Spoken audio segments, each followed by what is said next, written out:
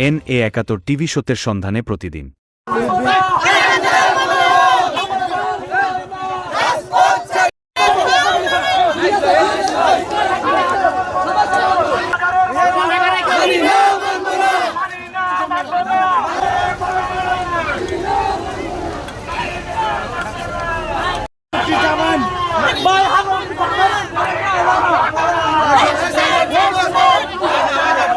তাদের একটাই দাবি, যে নমিনেশন দেওয়া হয়েছে এই নমিনেশনকে ২,৫০০-এর বিএনপি নেতাকর্মীরা কেউ মানে না।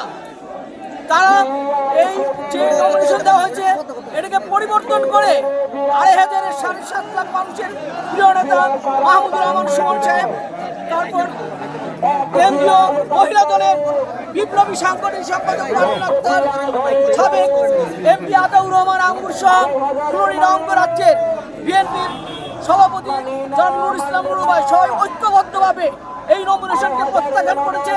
আমরা চাই এই নমিনেশনকে প্রত্যাখ্যান করে নতুনভাবে নমিনেশন দেওয়া হোক, যেই নমিনেশনে ২,৫০০-এর মানুষ স্বতঃস্ফূর্তভাবে ধানের শীষকে ভোট দিবে।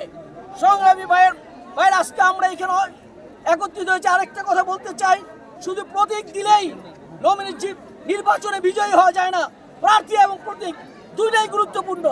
২,৫০০ থানার ৭.৫ লক্ষ লোকের প্রতিনিধিত্ব করার জন্য এখানে সমবেত হয়েছে পারভিন আপা, আঙ্গুর সাহেব, সুমন সাহেব এবং নুর ভাইয়ের লোকজন।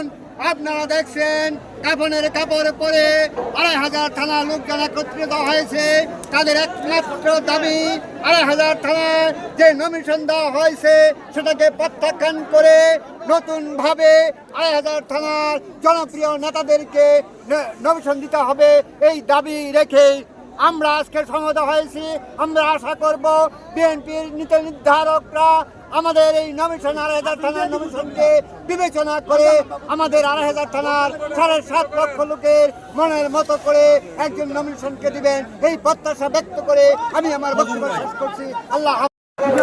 আমরা ২,৫০০-এর মনোনয়ন পাল্টাতে চাই। আঙ্গুর ভাই, সুমন ভাই, পারভিন আপা, আমরা এই তিনজনে একটি ব্যক্তি ভালো চাই। আমরা চাঁদা বা সন্ত্রাস চাই না। ২,৫০০ ভালো একটা এমপি হোক, এটাই আমরা চাই।